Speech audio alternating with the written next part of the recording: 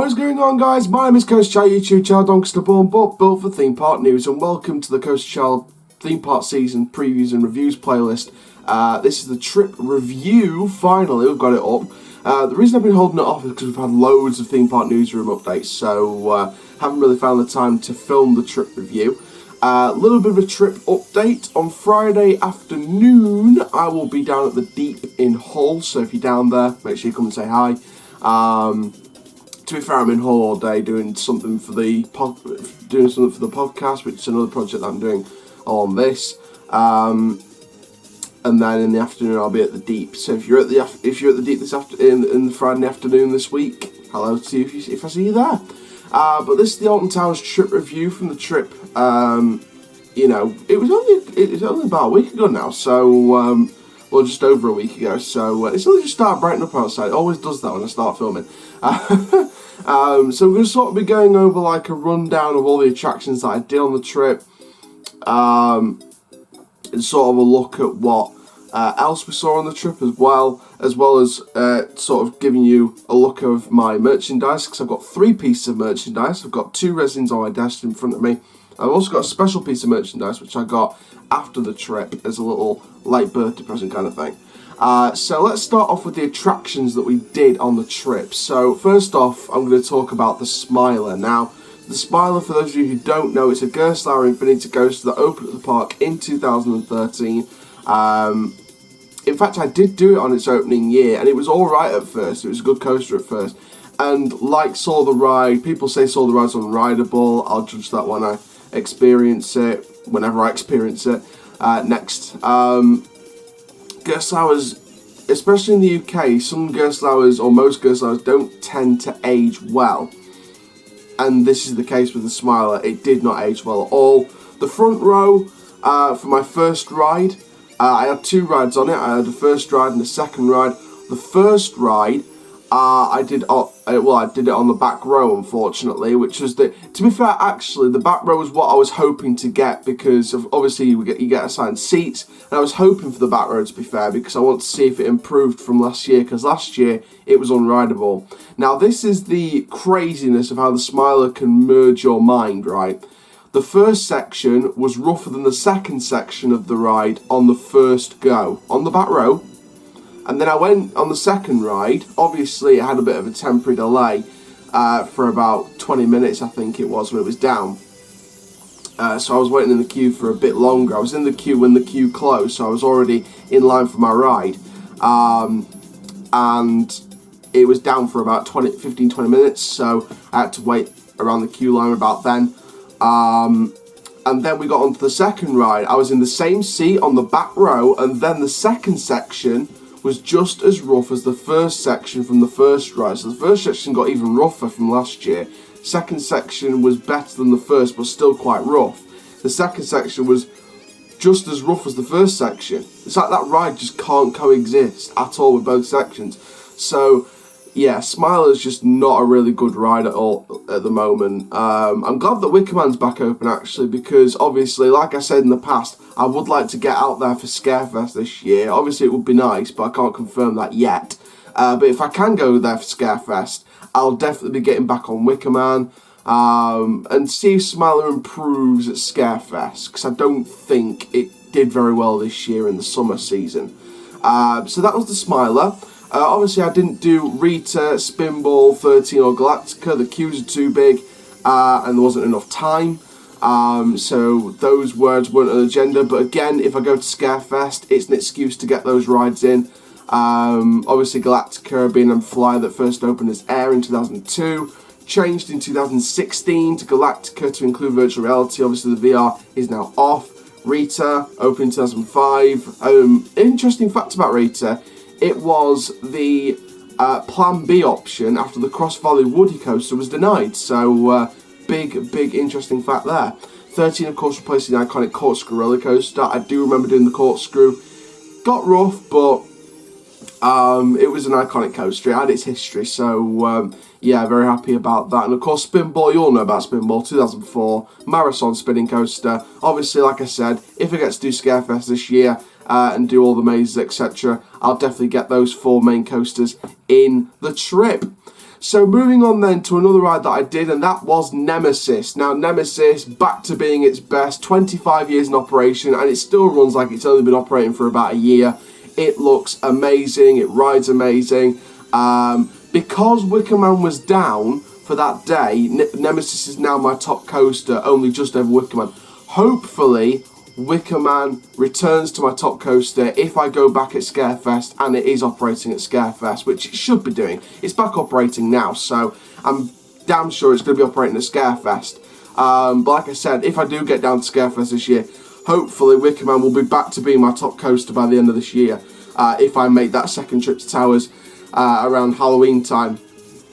But for now, Nemesis is my top coaster. If I can't get out to Scarefest this year, Nemesis will stay my top coaster till the end of this year at least, before hopefully trying to get back to Alton Towers next year for the 40th anniversary if I can't go at Scarefest. And then that'll be the time that Wicker Man could become my top coaster again. But Nemesis, brilliant ride, can't fault it in any way. It was just a brilliant experience. Moving on then to Hex. Now, I had a really good positive review about Hex. I mean, you've seen the montage footage that I did from the trip, but that montage footage doesn't do the review of this ride justice. Hex is amazing. I don't know if they've sort of repainted anything or they've upgraded anything that I've never noticed. And I was saying this to someone next to me.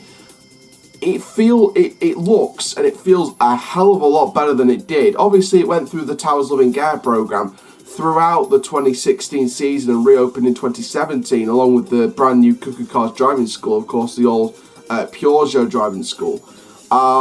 Still yet to do that, actually, as a family attraction, but no, Hex actually looks better than it did from the original. Obviously, I've done the original before the Towers Living Care, and I've done the one after the Towers Living Care.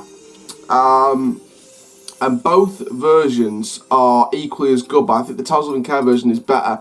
And I think this year is a pure example of experiencing the full force of the Towers Living Care version of Hex. So I'm really excited about Hex. I'm excited to see which direction the ride's going to go in next. So moving on to one of the other main new rides that I did on the trip, and that was the new attraction for 2019, the Alton Towers Dungeon. Now, I did do a separate review on site of the Alton Towers Dungeon, so make sure you go and check that out in the reviews playlist.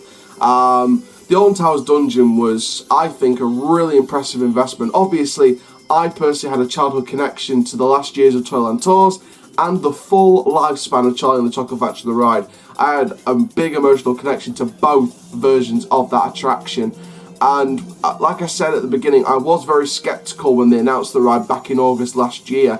You know, nearly a year ago since we got the announcement of the Alton Towers Dungeon.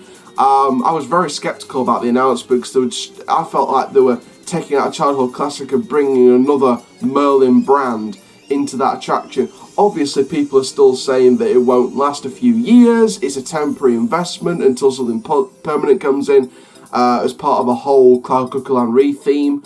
Some people say it'll stay a few years, some people say it'll stay a couple, some people say it's here for the long term, some for the short term. I don't mind how long it stays, at least I got the credit. And I think with the prices that it's talking about, £7.50 on the day and £5 booked online, it is so worth the price. Absolutely brilliant. I went into detail in the review, the separate review on site about the courtroom. That was a funny scene. The judge was quite hilarious, really good acting quality. That's the whole thing with the dungeon. People might complain about the Black River boat ride, but I have masses of respect for the acting quality because they were amazing. The Black River boat ride, people say there's too many blank spots in that ride. I can kind of see that now, thinking about it more and more. I think there were way too many blank spots. I think there were blank spots that were in the right places to feel like you were travelling down a sewer. There was like water dripping from the top of the archways going into the next part of the room. Sort of make you feel like you were riding a boat down a dark, dirty sewer that's dripping and stuff like that. Really good, dripping effects. Obviously you have projections. I think they took, and like I said this in my separate review, I think they took inspiration from the likes of Gruffalo, and Room on the Broom over at Chessington World of Adventures. Another UK park that I'm still yet to do. Hopefully next time I'm down in London, if I do Thorpe Park again or something, I would love to do Chessington again. And obviously go back to Legoland Windsor once they get their multi-million-pound long-term development plan into effect as well. So that's the future plans at the minute. But yeah, I sort of see from looking at POVs of the Gruffalo and Room on the Broom A Magical Journey, of course, this year's new investment in Chessington replacing the old Hocus Pocus Hall, and of course Gruffalo replaced the Bubble Works. They sort of took the idea of that by using the projections, and I think Million Magic Making really took the idea of the projections from both those dark rides and put them into the Alton Towers Dungeon. And I think from looking at reviews of the Henry VIII boat ride at the London Dungeon, I can definitely say that I personally think this boat ride, as a family attraction, is better than the Henry VIII one. Obviously, I haven't done the Henry VIII boat ride at London Dungeon, but if I do go down to the London Dungeon, obviously, I'll give you a review. But I think in terms of a thrilling boat ride, I think Henry VIII with that slanted drop, I think would be better than the Dungeon boat ride, the Black River boat ride. But I think the Black River boat ride really has its moments. And like I said, I think I agree with people who are saying there's too many blank spots in that attraction. I thought it had the right level, but I think there were places where it was like, well, hang on, maybe they could have done something here, maybe they could have done something a little bit there. As someone said to me as well, there was too many blank spots. And I really agree with them. So after coming off of that, you got this little bit with the Wise Man. Now, weeks ago, or like a month or so ago, someone said in their own vlog that the talking head scene's been removed. It seems like that's come back now. So they've got this Wise Man, and then you've got this talking head, the projection that's just come on after the Wise Man brings the group of people. Because the group of people that you're with obviously come in different boats. So you have to sort of... To be fair play to the actor who played the Wise Man, who kept us talking when the next group came in, then the next part of the group came in, then the next part of the group came in, until we were all there. And then in came the talking head, really interacting with the people before the talking head started, and interacted with the live actors. So really nice scene there. The Torturer, that was pretty much like the York Dungeon one, obviously in a different kind of setting. But pretty much the same scene, like the courtroom, pretty much like the York one, but of course placed on the Bishop of Stafford. The courtroom and the Torturer, again, like I said, very relatable to the York Dungeon one. The Highwayman, now this was a different take on York Dungeon's version, because York Dungeon's version looks like a carriage simulator with loads of effects and tilted seats. This Highwayman version basically... is basically the idea of the tilted seats, but you're sitting on like a semicircle kind of benchway, a front bench and a back bench, and the room goes dark, and then you have like audio projections of the Highwayman coming in wanting to steal your good. And I like how they sort of picked on people, special people, and then you get like a jet spray in the back of someone's neck, but only that person that they're talking to. So there's basically speakers on each side of the bench. So the speakers for you, speakers for the next person, and so forth. And they sort of use that speaker only for you. I don't know if it's the same for other people, but I definitely heard the speaker from me and no one else. And then I got that jet spray in the back of the neck, which was a quite nice touch. Then the seats just sort of tilted a little bit. Again, taking inspiration from the York Dungeon.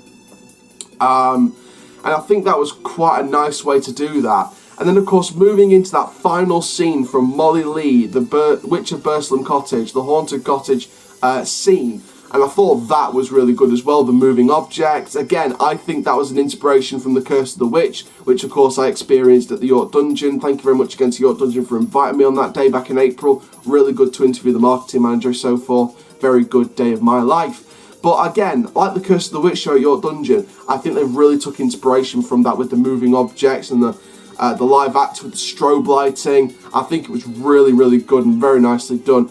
Out of 10, I'm giving that a very strong 7 out of 10. I think that attraction really is a good attraction. Like I said, there's too many blank spots in the river ride, but again, that can be fixed in time. So moving out of the dungeon then, and looking at the other attractions, Oblivion. that was decent. Obviously, I did a video yesterday about Oblivion and the possibility of it being removed in the future. Apparently, there's plans from people that apparently work at the park saying that there's future plans to remove Oblivion in the 2020s decade at the max. It would be, like I said in that video, it would be a shame to lose that attraction because people are saying Rita and Spinball should go. Obviously, Rita's still getting the queues in, and Spinball's still really getting the queues in. So I highly doubt that those two will go anytime soon either. But it'd be a shame if Oblivion goes, because I think some people still said though that Oblivion is the least liked of the secret weapons. Obviously, people don't like Smiler, and people, you know, don't necessarily have a good thing for 13 at the minute. Obviously, that was a bit of a marketing failure, what people are saying, and sort of marketing it wrong, etc. So it's not, in my opinion, the least liked of the secret weapons, but it's one of the lower ranked because there's been better secret weapons as the years have gone by. So I think losing Oblivion would be a big shame. But like I said in that video, I'm going to be releasing an off-ride montage video like I've done with Nemesis, etc. With Oblivion, just in case that time comes that we have to say goodbye to it. Obviously, I'll keep the Oblivion footage just in case we do have to say goodbye to the ride in the next decade, which of course is coming very, very soon. I can't believe how time flies. So yeah, very interesting stuff from Oblivion from the previous video, but it was a great ride on the trip, so I've got no complaints. Obviously, I said in that video it needs a lot of work off-ride and also repaint the track, etc. Because the queue line rocks and everything like that, and the queue video, one of the queue videos was off, and one of the actual queue videos itself, not the screen because that was off, but the actual queue video itself, one of them has disappeared somewhere, so I've no idea where that queue video's gone. With the two men that split, the man that split in half, and sort of warning people and admiring people from taking on this trip. So again, not too sure about that. So it was a very interesting thing to sort of think about. Sky Ride, got some great shots from that. Obviously that stopped a bit halfway through. Now Jewel. That ride needs emergency surgery. Oh my god, that was awful. The trommel, the tunnel, it's still not working. It hasn't been working for a good 12, 18 months now, if not more. You know, that needs fixing immediately. The gun system didn't respond half the time. It broke down while I was on the flipping ride. It was like the funniest experience, but it just showed how rubbish Jewel is at the minute and needs emergency work stat. I was literally going around one of the sections. My gun wasn't even working half the time anyway. So I sort of wanted to fire willy-nilly just in case it's still working. And then the ride just stopped, and then this tower announcement came on. It ruined the atmosphere. Took about a minute and a half, and then we sort of restarted with the music going up again. It just really ruined the atmosphere. The only good thing about Jewel at the minute is the queue line and the soundtrack that was improved during the Towers Loving Care program, the last year of the TLC program.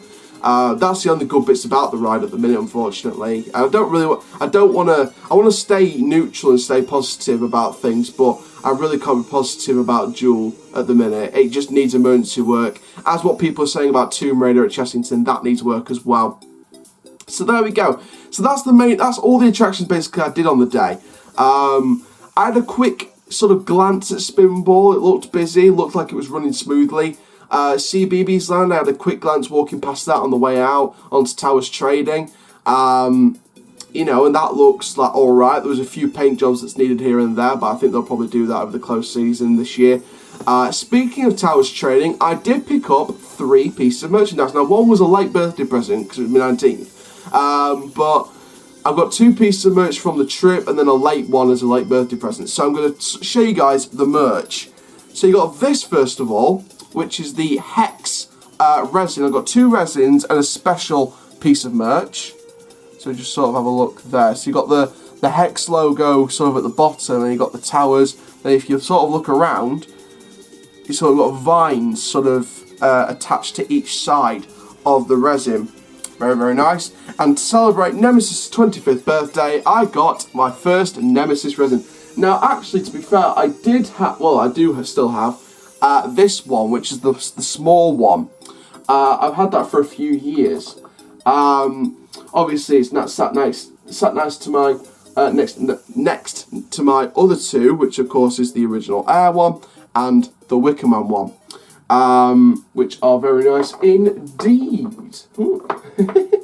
But yeah, I got this one to celebrate Nemesis' 25th birthday. So you sort of look like that. So you got the nice shiny Nemesis logo, obviously the loop with the inverted coaster trains. And of course, you look at the bottom how it's designed. It's designed like the alien monsters, really attached itself to the resin. Fantastic stuff. And now the third piece of merchandise. One moment.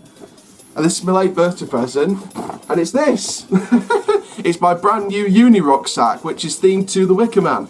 Now, of course, Wicker Man was down on the day, so I thought it'd be nice to get something Wicker Man related at some point. And this was my late birthday present.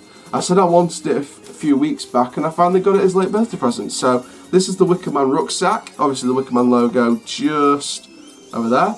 Obviously, the different like zipper things, obviously themed to that, and of course the whole thing.